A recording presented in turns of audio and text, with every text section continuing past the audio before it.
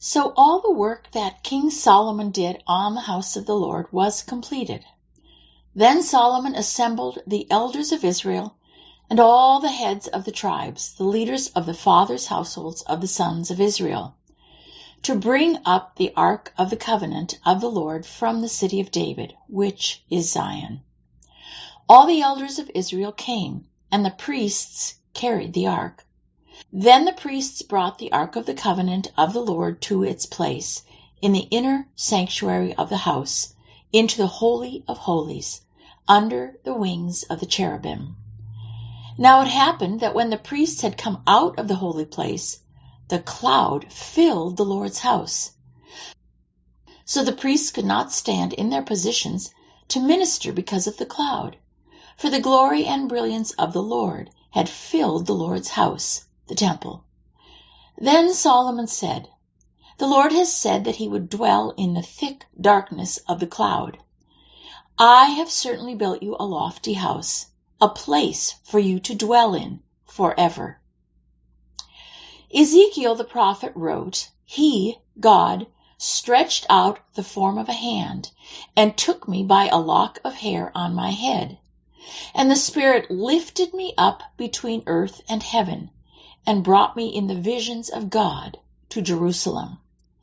And behold, the glory and brilliance of the God of Israel, who had loved and chosen them, was there. Now the cherubim were standing on the right side of the temple when the man entered, and the cloud, the Shekinah glory of God, filled the inner courtyard. Then the glory and brilliance of the Lord moved upward from the cherubim to rest over the threshold of the temple. And the temple was filled with the cloud, and the courtyard was filled with the brightness of the Lord's glory. And the sound of the wings of the cherubim was heard, even as far as the outer courtyard, like the voice of God Almighty when he speaks. Then the Shekinah glory of the Lord departed from the threshold of the temple and rested over the cherubim. As I looked at them, the cherubim lifted up their wings and rose up from the earth. They departed with the wheels beside them, and they stood still at the entrance of the east gate of the house of the Lord. And the glory and brilliance of the God of Israel hovered over them. Then the cherubim lifted up their wings with the wheels beside them, and the Shekinah glory of the God of Israel hovered over them. Then the glory and brilliance of the Lord went up from the midst of the city and paused over the mountain, the Mount of Olives, which is east of the city.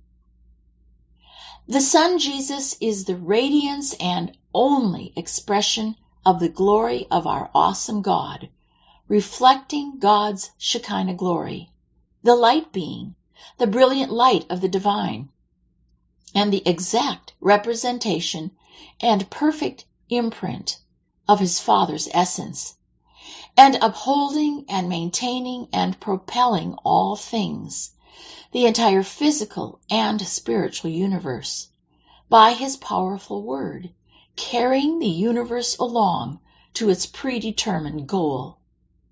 When he himself and no other had, by offering himself on the cross as a sacrifice for sin, accomplished purification from sins and established our freedom from guilt, he sat down, revealing his completed work, at the right hand of the Majesty on high, revealing his divine authority.